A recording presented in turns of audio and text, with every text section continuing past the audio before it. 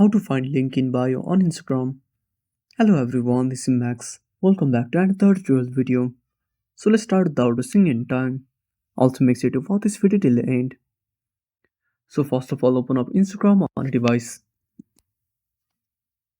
Now to find link in bio, you need to go to the person's profile. Tap on the person name. Now under their bio, you can find the link here. Now to find your own link, simply go back, tap on the profile at the bottom right corner. Now tap on edit profile. Now scroll down. Now tap on links. Now tap on add external link. Now paste the URL.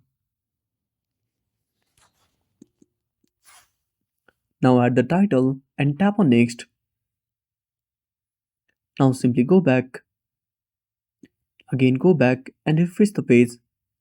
Now refresh the page and that's it. Thanks for watching. Make sure to subscribe our channel and hit the bell icon. See you in the next video.